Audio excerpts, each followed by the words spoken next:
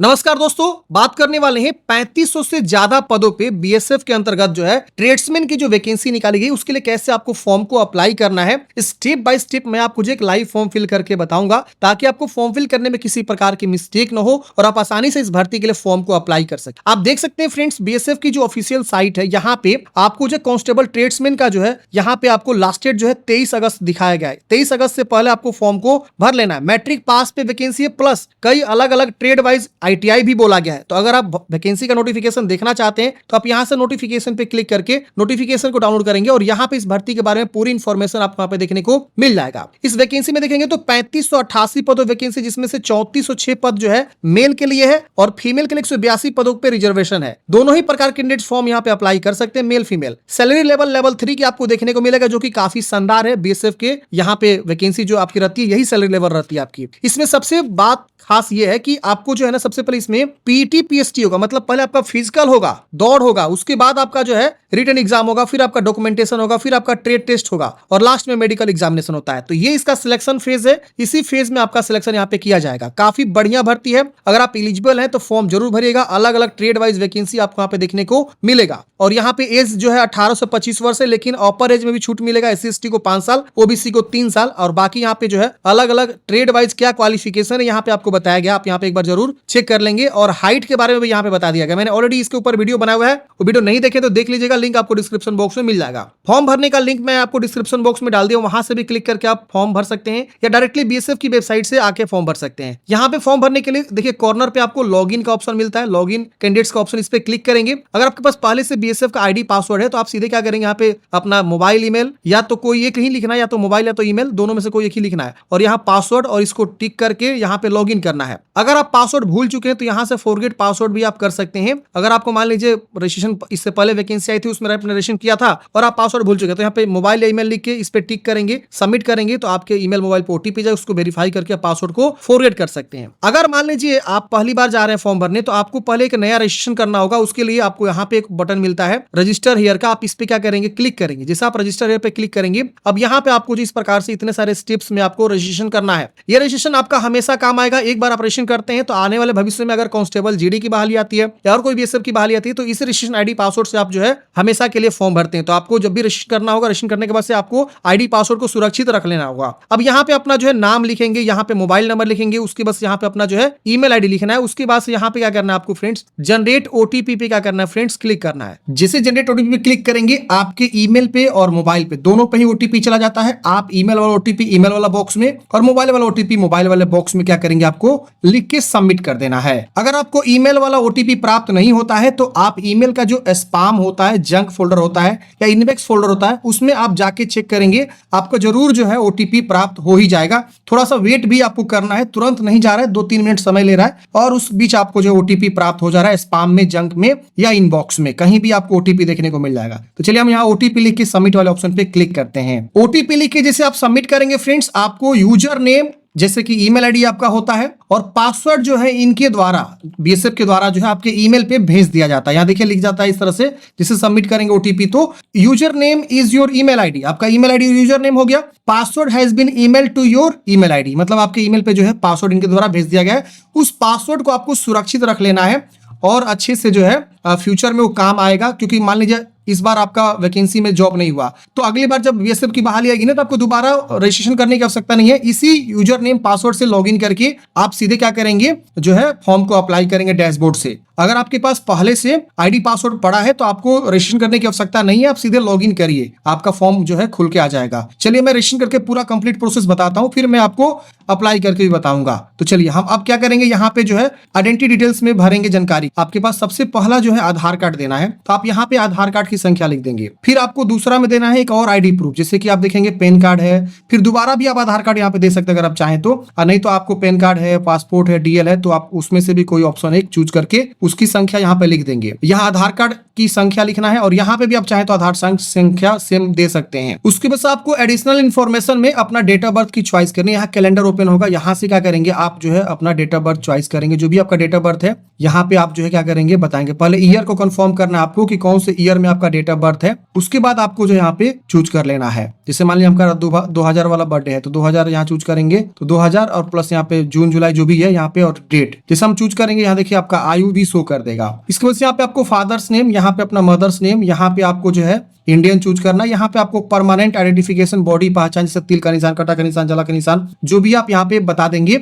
यहाँ पे अपना जेंडर बताएंगे। यहाँ पे आप जो है मैरिटल स्टेटस बताएंगे, मैरिड है कि अनमैरिड है। यहाँ पे आपको जो है अपना डोमिसाइल के बारे में बताना है कि do you have a domicile certificate, आपको यस करना है। अगर आप नो भी करेंगे तो नो भी कर सकते हैं। आपके पास निवास प्रमाण पत्र मांग रहा है, अगर यस करते हैं तो यहाँ पे अपना किस राज्य के निवासी है यहाँ पे आपको बताना है और डोमिसाइल सर्टिफिकेट नंबर, निवास प्रमाण पत्र संख्या आपको यहाँ पे देना है। यहाँ पे अपना कैटेगरी के बारे में बताना है, आप हिंदू मुस्लिम क्या है, पहले रिलीजन पूछ रहा है, फिर कैटेगरी पूछ रहा है जैसे कि SC ST OBC। अगर मान लीजिए सपोज आप SC ST से बिलोंग करते हैं तो SC ST का यहाँ पे certificate number, certificate issue date और डिस्ट्रिक्ट कौन सा है जहां से आपने बनवाया सर्टिफिकेट, और यहाँ पे सर्टिफिकेट इशूइंग अथॉरिटी जैसे यहाँ पे देखिए जहां से भी आप बनवाते हैं उन सबका नाम यहाँ पे शो करता है। अगर आप इसमें से मैच कर रहा है तो आप उसको चूज कर लेंगे, नहीं तो अदर का भी ऑप्शन है, अदर का नाम चुनाव करके और यहाँ पे आप जो है यहाँ पे डेट बता सकते हैं कब आपने जो है अपना जाति सर्टिफिकेट को इशू करवाया हुआ है। मोड ऑफ रिक्रूटमेंट, भर्ती का तरीका में आपको यहाँ पे जो है देखिए कई सारे ऑप्शन है। जैसे मान लीजिए अगर आप BSF डिपार्टमेंटल है तो ये ऑप्शन चूज करेंगे।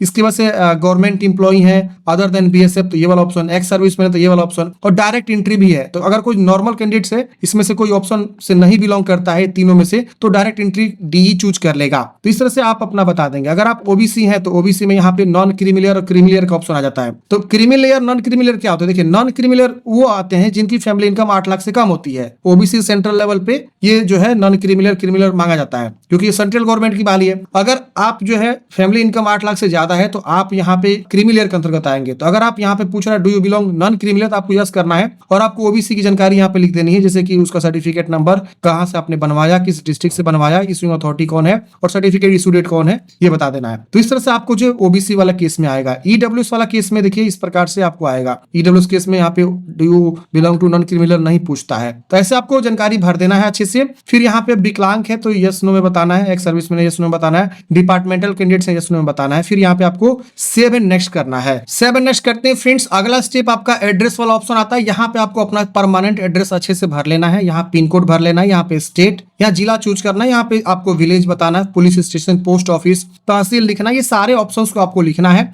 फिर यहाँ पे आपको कोरेस्पोंडेंस एड्रेस बताना है। अगर आपका कोरेस्पोंडेंस एड्रेस सेम है तो आप यहाँ पे टिक करेंगे, सेम सेम कॉपी हो जाएगा। अलग है तो अलग अलग आप यहाँ पे लिख सकते हैं। उसके बाद यहाँ नीचे में सेव एंड नेक्स्ट करना है। एड्रेस डिटेल्स फिल करने के बाद से अगला स्टेप आता है, पूछता है आपके पास NCC है तो यस करेंगे, नहीं है तो नो करेंगे। अगर आप यहाँ यस करेंगे तो यहाँ पे आपको NCC के बारे में उसके बारे में बताना होगा और उसकी जानकारी यहाँ पे देना होगा। अगर आप NCC नहीं रखते हैं तो नो कर दीजिएगा। स्पोर्ट्स अचीवमेंट आपके पास कोई है तो आप यहाँ पे यस कर सकते हैं और यहाँ पे जानकारी को बता सकते हैं, नहीं तो आप यहाँ पे नो कर देंगे। यहाँ पे आपकी हाइट क्या है ये आपसे पूछा जाता है। तो जो भी आपकी हाइट है सेंटीमीटर में। आपका चेस्ट क्या है, यहाँ पे आपको केवल पुरुष के चेस्ट बताना है। आपकी वजन क्या है, जो भी आपका वजन है यहाँ पे आपको बताना है। तो अच्छे से आप ये सारी जानकारी को क्या करेंगे बता देंगे। इसके बाद यहाँ पे आपको जो है ब्लैक लिस्ट के बारे में पूछा गया है तो आपको कोई केस पेंडिंग वगैरह है आपके अगेंस्ट यस नो में बताएंगे। आप जो है कम्युनल जो हुआ था गुजरात राइट्स दंगे जो हुए थे यहाँ पे आपको बताना है यस नो में, वहां का बिलोंग करते हैं तो आप यस करेंगे तो उसके अकॉर्डिंग यहाँ पे ऑप्शंस खुल के आते हैं, नहीं तो नो करेंगे। यहाँ पूछ रहा है कि आप जो है डोमिसाइल है स्टेट ऑफ जम्मू कश्मीर के 1/1/1980 से लेकर 31 दिसंबर 1989 तक, तो आप यहाँ पे यस करेंगे,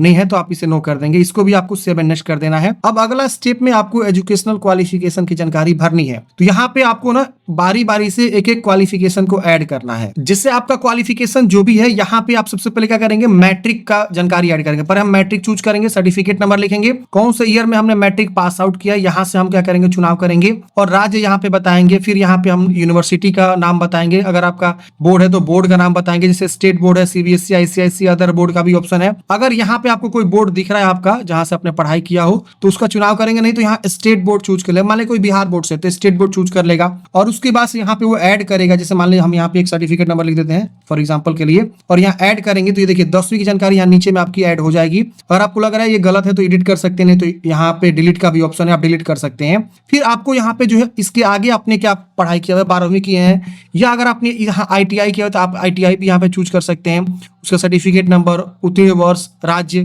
और बोर्ड या यूनिवर्सिटी का नाम आपको यहाँ पे जो है लिखना होगा। तो ऐसे आप क्या करेंगे, सारी जानकारी को बारी बारी से क्या करेंगे, ऐड करेंगे। अगर मान लीजिए सपोज आप इसके बाद 12वीं पढ़े थे 10वीं के बाद, तो आप 12वीं यहाँ चूज करेंगे, 12वीं की जानकारी ऐड करेंगे और यहाँ पे ऐड करेंगे, वो ऐड हो जाएगा। अगर 12वीं के बाद आपने ITI किया हुआ है तो आप यहाँ पे फिर से ITI क्या करेंगे, चूज करेंगे। मतलब ऐसे करके बारी बारी से अपना जो है क्वालिफिकेशन की जानकारी को प्रॉपर अच्छे से लिखना है। सारा क्वालिफिकेशन को क्या करना है, आपको लिख देना। अगर आप मान लीजिए डिप्लोमा किए हैं 10वीं के बाद तो डिप्लोमा का भी जानकारी लिख सकते हैं। ग्रेजुएशन भी अगर आपने किया हो तो ग्रेजुएशन का भी जानकारी यहाँ पे आपको लिखना होगा। तो अपना जो भी क्वालिफिकेशन है यहाँ पे आपको जो है बारी बारी से ऐड कर लेना है और उसके बाद से यहाँ पे आपको नेक्स्ट कर देना है। चलिए मैं नेक्स्ट करता हूं। अब यहाँ पे आपको एम्प्लॉय, अगर आप ऑलरेडी एम्प्लॉय हैं तो यस करेंगे वरना नो करेंगे। इसको भी सेव करेंगे। अब देखिए सेव हो गया डाटा।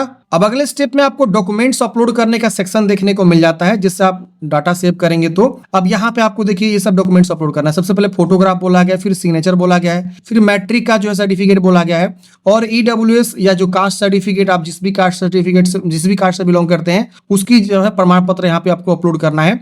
अब यहाँ साइज बताया गया है, फोटो का साइज 30 से 100 KB के बीच, सिग्नेचर 20 से 50 KB के बीच, और बाकी जो क्वालिफिकेशन है या एक्सपीरियंस का सर्टिफिकेट है वो 30 से 100 KB के बीच आपको जो होना चाहिए। और JPG, PNG या JPEG फॉर्मेट में किसी एक फॉर्मेट में आपको यहाँ पे अपलोड कर देना है। यहाँ पे आपको इसको टिक करना है और यहाँ पे आपको क्या करना है, सेव एंड नेक्स्ट करना है। फोटो अपलोड करने के लिए देखिए क्या करना होगा, यहाँ पे हमको जो है फोटो अपलोड वाले सेक्शन पे क्लिक करना होगा। इस तरह से आएगा, यहाँ पे फिर से क्लिक करेंगे ड्रॉप फाइल के ऊपर। आपका जो भी फोटो है अब यहाँ पे आपको फोल्डर से अपने कंप्यूटर से उठाना है और उसको चूज कर लेना है। देखिए अभी हम जो है रजिस्ट्रेशन वाला ही प्रोसेस को समझ रहे हैं। रजिस्ट्रेशन के बाद फॉर्म कैसे भरना है उसकी भी हम डिटेल में जानकारी अभी बताएंगे। वीडियो को बस आप लास्ट तक देखते रहिए, सारी इंफॉर्मेशन मिलने वाली है। तो फ्रेंड्स हमने यहाँ पे बारी बारी से जो सभी डॉक्यूमेंट्स को चूज कर लिया है और यहाँ पे देखिए वो आपका शो हो जाता है। तो आप बारी बारी सभी डॉक्यूमेंट्स को चूज करेंगे, बहुत ही आसान है, आप यहाँ पे चूज कर सकते हैं। आप चाहें तो डिजी लॉकर से भी जानकारी को अपलोड कर सकते हैं। चलिए अब यहाँ हम क्या करेंगे, सेव एंड नेक्स्ट वाले ऑप्शन पे क्लिक करेंगे। अब अगला स्टेप हमारा जो है एलिजिबिलिटी क्राइटेरिया वाला शो कर देगा कि आप कि प्रोफाइल के अकॉर्डिंग कौन कौन सी वैकेंसी के लिए आप एलिजिबल हैं और अप्लाई कर सकते हैं। वो वाला सेक्शन आपको यहाँ पे खुल के आ जाएगा। ये देखिए इस प्रकार से गाइडलाइंस आ गया। हम क्या करेंगे, इस गाइडलाइंस को क्लोज करेंगे। आप चाहें तो यहाँ पे पढ़ लीजिएगा, हम यहाँ क्लोज करेंगे। क्लोज करने के बाद से फ्रेंड्स आपका प्रोफाइल यहाँ पे कंप्लीट हो जाता है। आपने रजिस्ट्रेशन जो है 100% कंप्लीट कर लिया। यहाँ पे देखिए प्रोफाइल स्टेटस में कंप्लीटेड 100% दिखा देता है। अब आपको फॉर्म को अप्लाई करना है, तो इसके लिए क्या करना होगा, यहाँ देखिए रिक्रूटमेंट ओपनिंग का बटन ऊपर में मिलता है, आप यहाँ पे क्लिक करेंगे और देखिए यहाँ पे जो वैकेंसी चल रही है, जैसे कांस्टेबल ट्रेड्समैन चल रहा है, यहाँ पे स्पोर्ट्स पर्सन की कांस्टेबल की बहाली चल रही है, GD की। तो आप जिसके लिए अप्लाई करना चाहते हैं उसके सामने अप्लाई बटन है, अप्लाई पे क्लिक करें। जैसे हम कांस्टेबल ट्रेड्समैन के लिए अप्लाई करना चाहते हैं तो हम इसके ऊपर अप्लाई बटन पे क्लिक करेंगे, तो हमारा जो है अगला स्टेप अप्लाई वाला खुल के आ जाएगा। ये देखिए आ गया। अब यहाँ पे हम क्या करेंगे, चूज करेंगे कि कौन से पोस्ट के लिए हम फॉर्म भरना चाहते हैं। तो आपका जो भी क्वालिफिकेशन है उसके अकॉर्डिंग आप यहाँ पे चुनाव करेंगे। जैसे हमने यहाँ पे स्वीपर चूज किया तो स्वीपर के लिए हम यहाँ पे सेव नेक्स्ट करके अप्लाई करेंगे। देखिए हमने जैसे स्वीपर का चुनाव किया, आप चाहें तो जो भी पोस्ट पे फॉर्म भरना चाहते हैं उसका आप चुनाव कर लीजिएगा। जितना भी यहाँ पे वैकेंसी, वो सारा वैकेंसी यहाँ पे आपको शो करेगा। अब यहाँ पे आपको जो क्वालिफिकेशन में देखिए ऑलरेडी आपका मैट्रिकुलेशन आएगा, आपको यहाँ पे यस करना है। फिर मस्ट बी प्रोफिशिएंट, आपको यहाँ पे भी यस कर देना है। फिर यहाँ पे आपको ट्रेड टेस्ट कंडक्ट होगा, उसमें आपको क्वालिफाई होना, ये भी आपको यस करना है। तो तीनों बॉक्स को यस कर देंगे। यहाँ पे आपका फिजिकल स्टैंडर्ड ऑटोमेटिक उठा लेगा। फिर यहाँ पे आपको डोमिसाइल सर्टिफिकेट को चूज करके अपलोड करना है और यहाँ पे आपको सेव एंड नेक्स्ट वाले ऑप्शन पे क्लिक करना है। नेक्स्ट करते हैं फ्रेंड्स। यहाँ पे आप जिस पद के लिए अप्लाई कर रहे हैं वो सारा जानकारी यहाँ पे शो हो जाता है। मतलब आपने जो भी जानकारी भरा वो सारा जानकारी यहाँ पे शो होता है। आप अच्छे से वेरीफाई करेंगे। वेरीफाई करते हुए नीचे आएंगे, मतलब एक प्रीव्यू पेज है, और उसके बाद से यहाँ पे आपको जो है प्लेस में अपने गांव का नाम लिख दीजिएगा, अपने सिटी का भी नाम लिख सकते हैं। और यहाँ पे आपको जो है सेंटर चूज कर लेना है, जैसे कि आप एग्जाम सेंटर कहाँ रखना चाहते हैं। यहाँ देखिए जो भी आपका फिजिकल का सेंटर है यहाँ पे आपको चूज कर लेना है। फिर यहाँ पे आपको जो है डिक्लेयर करना है और जो आपका एप्लीकेशन फी लग रहा है वो यहाँ शो करेगा। और यहाँ पे आपको पे नाउ ऑप्शन पे क्लिक करना है। पे नाउ पे क्लिक करते हैं, डिक्लेरेशन आएगा, यहाँ पे आपको एग्री एंड पे क्लिक करना है। अब अगले स्टेप में जो भी आपका एप्लीकेशन फी लग रहा है, जैसे कार्ड है, UPI, वॉलेट, कई सारे ऑप्शन मिलेंगे, इसमें से कोई भी ऑप्शन का चुनाव करके आप पेमेंट जमा करेंगे। पेमेंट जमा करते हैं फ्रेंड्स, आपका जो है फाइनल जो है एप्लीकेशन कंप्लीट हो जाता है। पेमेंट जब तक नहीं करेंगे आपका फाइनल एप्लीकेशन कंप्लीट नहीं होगा और उसके बाद से आपको प्रिंट आउट निकाल लेना है। तो ऐसे फ्रेंड्स आपको जो है फॉर्म को अप्लाई करना है BSF ट्रेड्समैन के लिए।